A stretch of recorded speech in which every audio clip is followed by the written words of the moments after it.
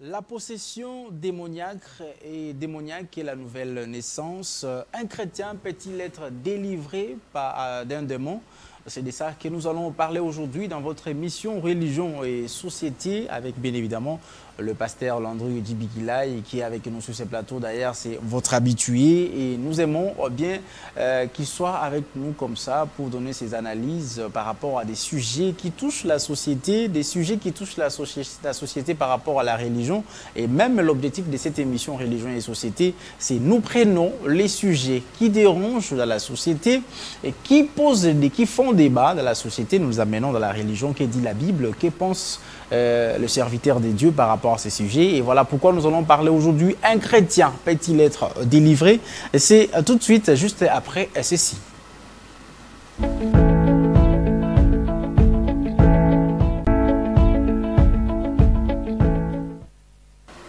Bienvenue encore une fois de plus, mesdames, messieurs, vous qui venez de nous prendre là à peine. Donc, nous venons à peine de commencer. Vous n'avez encore rien raté, mais vous pouvez également nous suivre au travers de notre chaîne YouTube de la PES Télévision. Vous souffrez cette émission Religion et Société, mais vous pouvez nous écrire également au travers de ce numéro qui est affiché à votre barre de l'écran. Posez toutes les questions possibles ou appelez-nous si vous avez besoin de rencontrer le pasteur que nous avons ici sur ce plateau. C'est le pasteur Landry Djibikilai à qui je dis bonjour pasteur. Bonjour Papa Hervé.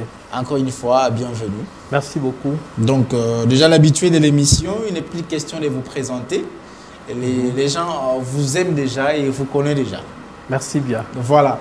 Alors nous parlons de ces sujets, un chrétien peut-il être délivré? Si on peut comprendre, qu'est-ce qu'on peut attendre de la délivrance d'un démon?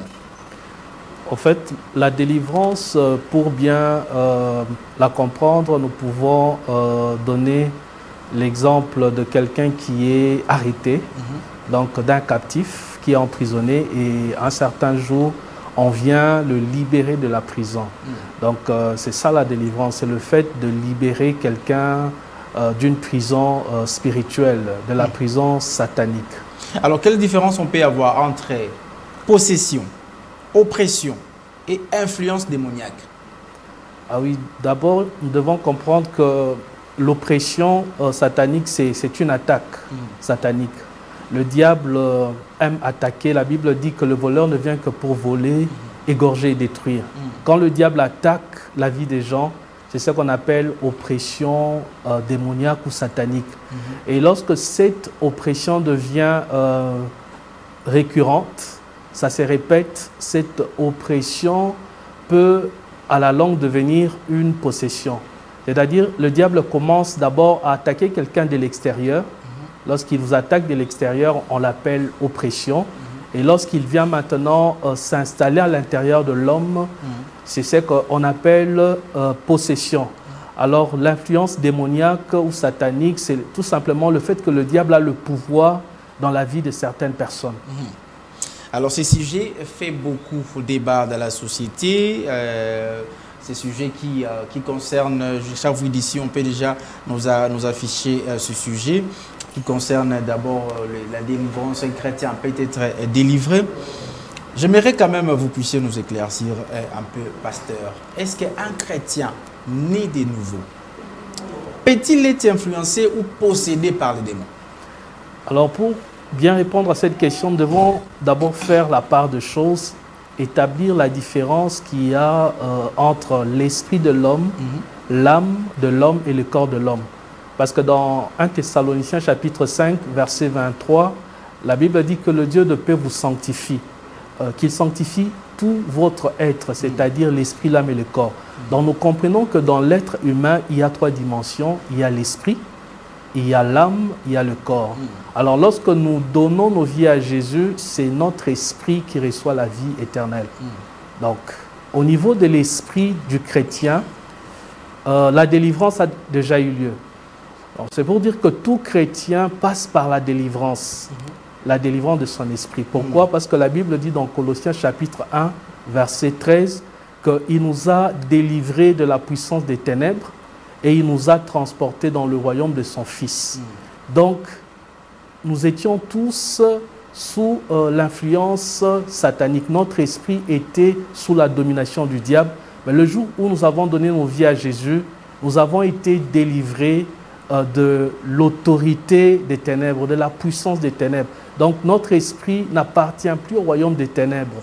Et nous sommes maintenant devenus de fils et des filles du royaume de Dieu. C'est ce qui fait que lorsque nous mourrons, nous n'irons pas en enfer, nous irons au ciel. Donc tout chrétien connaît déjà la première délivrance, qui est la délivrance de son esprit, de l'influence du monde des ténèbres lorsqu'il donne sa vie à Jésus.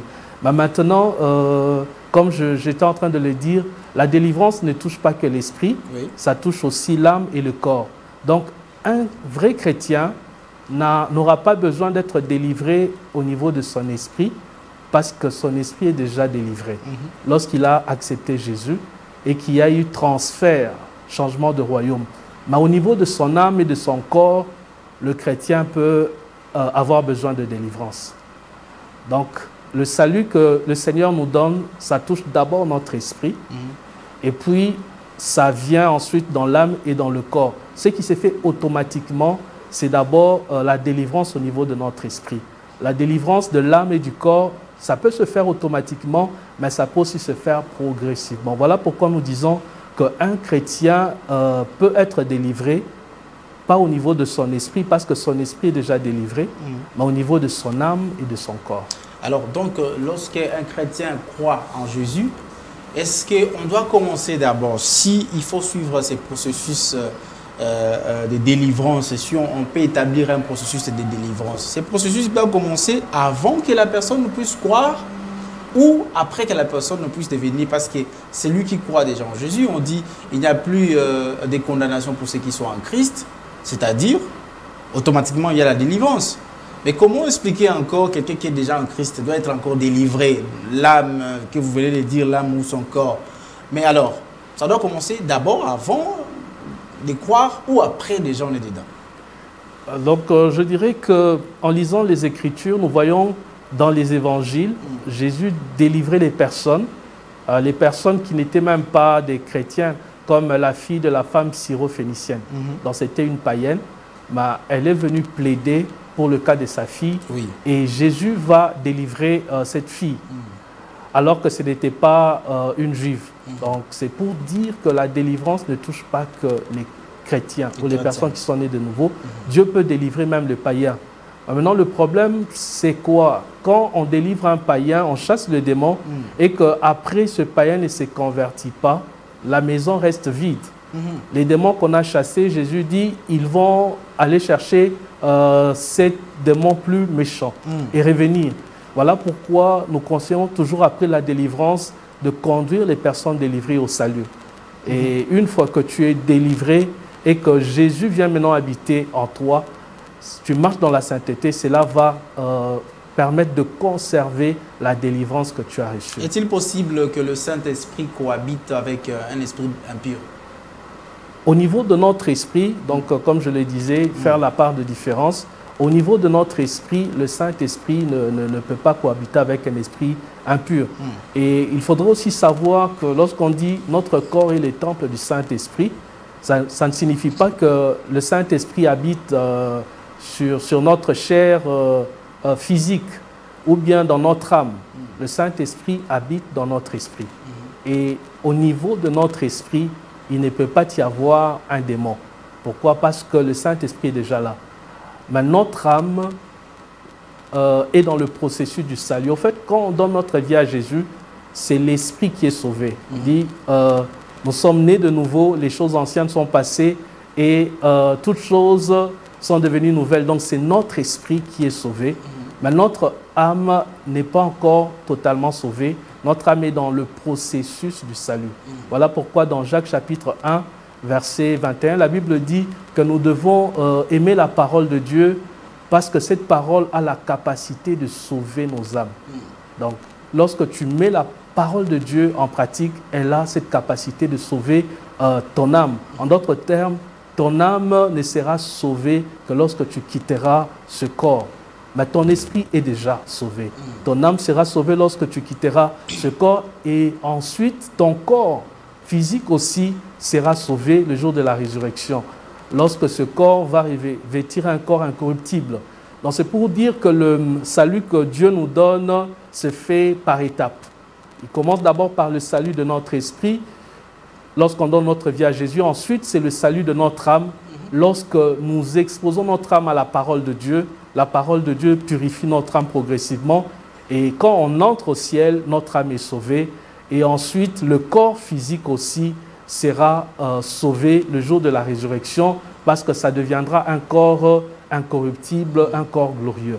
Beaucoup de serviteurs de Dieu, lorsqu'ils sont en train de prêcher, il y a des moments qu'ils arrivent, couper les liens des familles, couper les liens ceci. Est-ce qu'il est aussi possible, quelqu'un qui est sauvé, être encore lié de quelques esprits, de quelques événements spirituels? Donc j'évoque là les liens de la famille, quelqu'un peut avoir la peur, quelqu'un tout ça. C'est possible, quelqu'un qui est sauvé, d'être encore lié? Je dirais oui. Et puis, j'aimerais donner un verset biblique pour appuyer ce que je suis en train de dire. Nous pouvons lire la parole de Dieu dans l'Évangile selon Luc. Luc chapitre 22. Et nous allons lire du 31e au 34e verset. Oui. Luc 22, verset 31 à 34. La Bible dit, le Seigneur dit, Simon, Simon, Satan vous a réclamé pour vous cribler comme le froment. Mais j'ai prié pour toi afin que ta foi ne défaille point. Et toi, quand tu seras converti, affermis tes frères. Seigneur, lui dit Pierre, je suis prêt à aller avec toi et en prison et à la mort. Et Jésus dit, Pierre, je te l'ai dit, le coq ne chantera pas aujourd'hui que tu n'aies nié 3 fois de me connaître. Donc, dans ce passage, nous voyons que le Seigneur est en train de s'adresser à Simon-Pierre, qui était l'un de ses apôtres. Il dit, Satan vous a réclamé pour vous cribler plutôt comme le froment. Donc, Satan avait réclamé l'âme de Pierre. Malgré que Pierre marchait avec Jésus. Était tout près de Jésus, oui. Tout près de Dieu. Oui, mais Satan l'a quand même réclamé. Oui, donc malgré que Pierre était parmi les 12, et aussi malgré que Pierre avait reçu le pouvoir en sa qualité de disciple de Jésus sur tous les mauvais esprits. Parce que la Bible dit, le Seigneur leur avait donné le pouvoir ou l'autorité de chasser tous les mauvais esprits, y compris le diable. Donc, les apôtres de Jésus pouvaient chasser les démons. Et ils l'ont même fait. Mais malgré cela, le diable l'a réclamé pour cribler sa vie, pour l'oppresser spirituellement. Et la Bible dit que le Seigneur a prié pour lui. J'ai prié pour toi afin que ta foi ne puisse pas défaillir. Alors si Jésus a prié pour Pierre afin que sa foi ne défaillisse pas, ça veut dire que Pierre était dans la foi. Ça veut dire qu'il avait la foi en Jésus. Nous pouvons dire que c'était un chrétien. Malgré qu'il n'avait pas encore reçu le Saint-Esprit, mais c'était déjà un chrétien dans le sens où il avait cru en Jésus comme étant le Messie. Donc ce n'était pas un incroyant. Mais malgré la foi qu'il avait, le diable l'a réclamé pour le cribler. Et l'objectif, au fait, du diable, lorsqu'il nous oppresse, c'est attaquer notre foi. Que nous puissions arriver à renier Jésus, à abandonner Dieu. Et c'est ce que Pierre avait fait, au fait. Quand nous lisons la suite du texte, la Bible dit que Jésus a prophétisé en disant « Avant que le coq ne chante, tu vas me renier 3 fois. » Et c'est ce que Pierre avait fait. Il a renié Jésus pas une seule fois, pas 2 fois, mais 3 fois. Mais qu'est-ce qui était à l'origine de ce reniement? C'est la réclamation satanique. C'est parce que Satan avait réclamé sa vie. Alors, il y a certaines personnes qui commencent avec le Seigneur, mais qui finissent loin de Dieu, tout simplement parce que dans leur vie, il y a des réclamations. Il y a des réclamations sataniques. Certains peuvent l'appeler des liens de famille. Réclament. Mais pour sortir justement de ces réclamations, la solution, c'est la prière. Voilà pourquoi Jésus dit « J'ai prié pour toi ». Donc, Jésus, au fait, avait fait la prière de combat spirituel en faveur de l'apôtre Pierre pour que sa foi ne puisse pas faillir, pour qu'il ne puisse pas s'éloigner de Dieu, malgré les réclamations, malgré les attaques du diable. Et j'aime ce que la Bible dit après.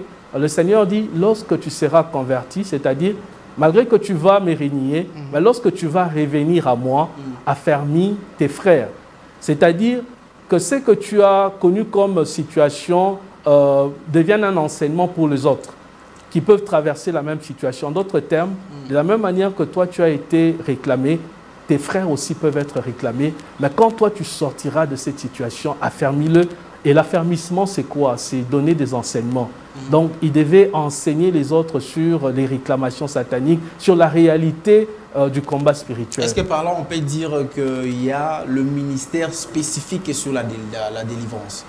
Bon, je dirais que tout enfant de Dieu, tout disciple de Jésus peut chasser les démons. Oui. C'est ce que nous voyons dans Luc chapitre 10, verset 17. Il avait envoyé le 70. Donc, le 70 ne faisait pas partie du cercle rapproché de Jésus. En dehors de 12, il avait 70. Ils sont allés et ils ont chassé les démons. Et le Seigneur dit, je vous ai donné le pouvoir de marcher sur le serpent, sur le scorpion et sur toute la puissance de l'ennemi, rien ne pourra vous nuire. Donc, en général, de manière générale, tout disciple peut chasser les démons. Pourquoi? Parce qu'en lui, il a le Saint-Esprit et il a l'autorité à travers le nom de Jésus. Mais à part ça, il y a aussi des gens qui ont reçu une onction spéciale. Donc, c'est ce qu'on appelle le ministère de délivrance. C'est comme leur spécialité. De la même manière qu'en médecine, il y a des généralistes, mais il y a aussi des spécialistes. Dans le royaume de Dieu, il y a aussi des spécialistes pour la délivrance. Oui, ils ont reçu une onction spéciale pour la délivrance. Et ils auront beaucoup plus de résultats que ceux qui sont peut-être docteurs seulement de l'enseignement. Oui, que ceux qui sont de simples disciples de Jésus. Ok. Voilà. Alors, comment maintenant on peut discerner? Parce que vous savez, nous vivons également dans une société où il y a beaucoup de préjugés. Comment on peut discerner quelqu'un qui a une possession démoniaque et quelqu'un qui a juste besoin d'aide psychologique?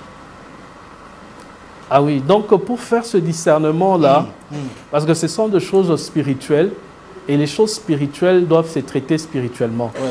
Et voilà pourquoi parmi les dons spirituels, il y a le don qu'on appelle le discernement des esprits. Okay. Donc il faudrait que l'Esprit de Dieu révèle la présence d'un démon dans la vie de quelqu'un pour chasser ces démons. Mais deux fois, tu ne vas pas avoir la vision, c'est quand tu pries, ce démon se manifeste. Ça signifie qu'il est là, il faudrait le chasser. Alors c'est pour dire aussi que tous les problèmes ne sont pas d'origine démoniaque. Deux fois, ce sont des problèmes qui vont se résoudre à travers la psychologie, en allant chez les psychologues. Par exemple, des personnes qui ont connu la maltraitance pendant leur enfance, le rejet. Alors, ces personnes-là sont blessées. Ils ont des blessures au niveau de leur âme. Ce n'est pas forcément un démon. Ça demande juste une thérapie en passant par des psychologues, en suivant des conseils. Des fois, ça demande de pardonner les personnes qui vous ont offensé pour être libérés. Donc, tout ne se résout pas par la délivrance.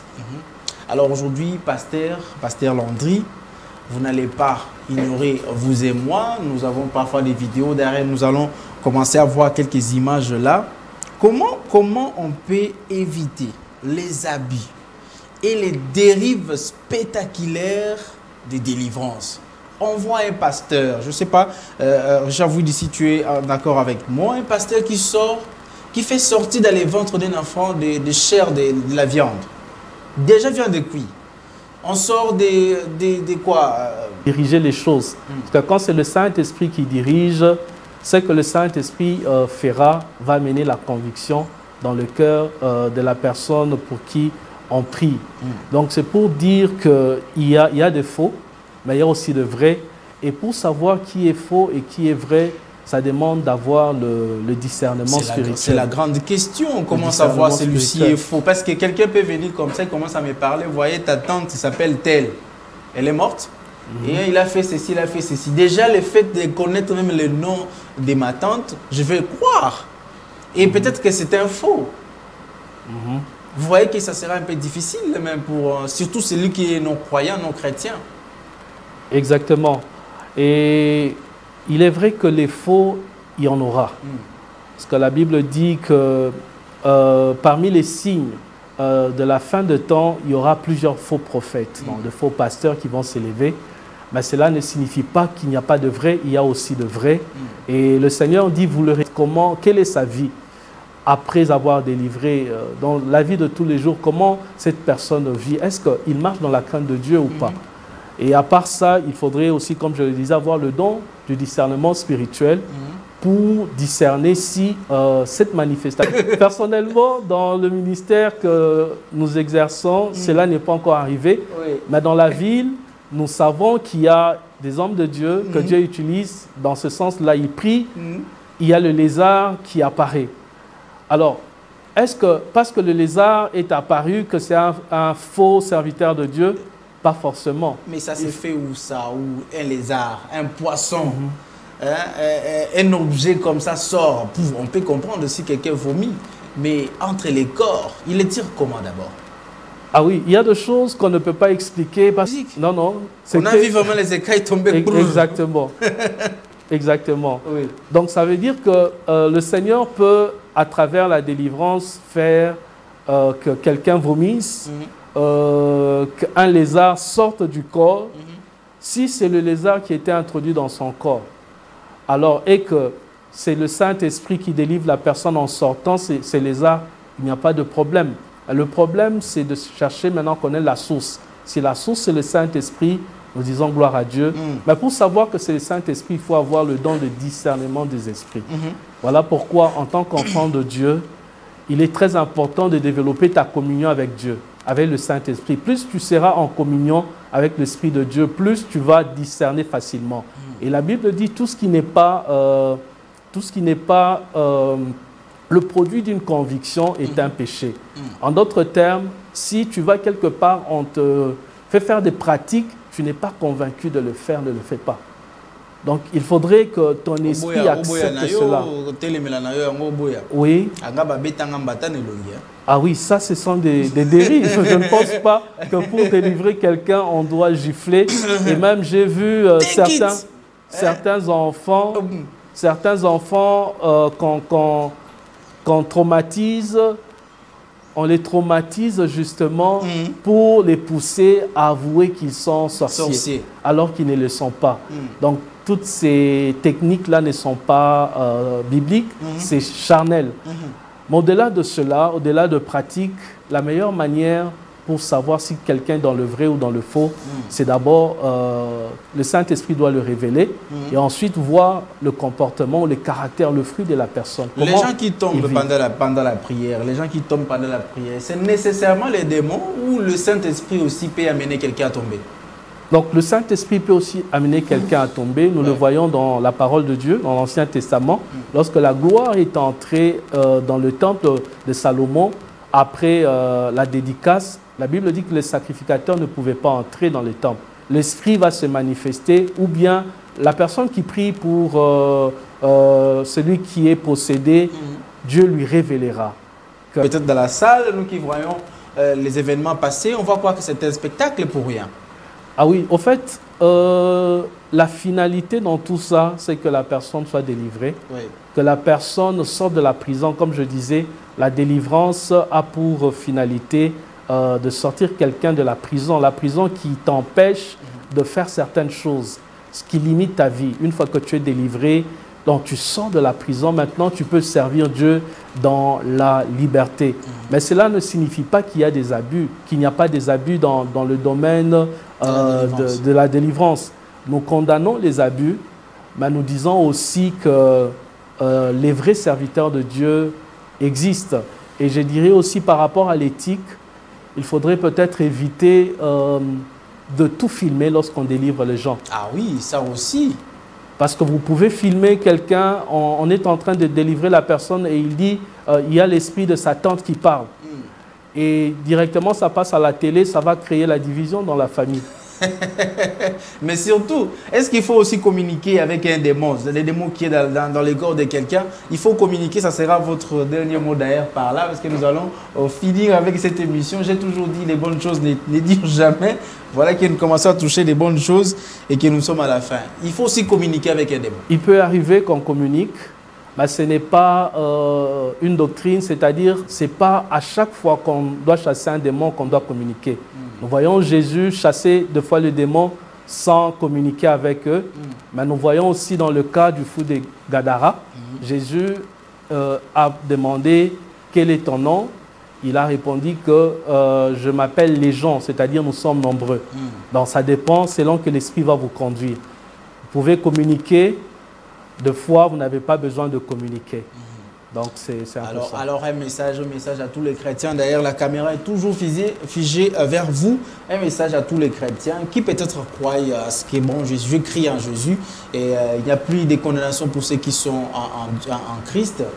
Un message pour la délivrance. Alors j'aimerais dire à tous les chrétiens qu'à la croix, le Seigneur Jésus-Christ a versé son sang et la Bible dit que c'est par ses meurtrissures que nous avons été guéris, que nous sommes guéris. Mais est-ce que parce que c'est par ces meurtrissures que nous sommes guéris, les chrétiens ne tombent pas malades? Donc il y a toujours des chrétiens qui tombent malades. Pourtant, Jésus avait déjà résolu le problème de la guérison à la croix. C'est la même chose pour la délivrance. Malgré que les dominations ont été dépouillées, cela ne signifie pas qu'un chrétien ne peut pas avoir besoin de délivrance. Alors, en conclusion, je dirais que tout chrétien passe déjà par la délivrance de l'esprit, lorsque nous sommes délivrés de la puissance du royaume des ténèbres pour entrer dans le royaume de Dieu. Mais maintenant, il y a aussi la délivrance de l'âme et du corps. Et ça se fait au cas par cas. Ça ne signifie pas que tous les chrétiens ont des démons au niveau de leur âme ou de leur corps. Ça dépend aussi du background de chacun. Il y en a qui viennent des familles occultes. Ils ont besoin de la délivrance au niveau de leur âme et de leur corps après avoir reçu la délivrance au niveau de leur esprit. Donc un chrétien peut être délivré, pas au niveau de son esprit parce que c'est déjà fait, mais au niveau de son âme et de son corps. Merci beaucoup, Pasteur Landry. Alors, merci à vous, chers téléspectateurs, qui étaient branchés à ce moment en train de nous suivre. Merci à Richard Widi, Junior Bemba. Merci à Justin Mavouba, Jonas Miga, l'équipe technique et monsieur César Bassay. Merci également au livre. Le livre, Charles vous a dit, parce qu'avec eux, nous préparons les émissions. Merci au directeur des programmes, Tristan Énergie Lelo. Merci également au patron de la PS Télévision, M. Patrick Engam de Tuyoyo. Le rendez-vous, nous prenons très prochainement, même heure, même chaîne, avec une autre thématique et bien évidemment avec notre invité.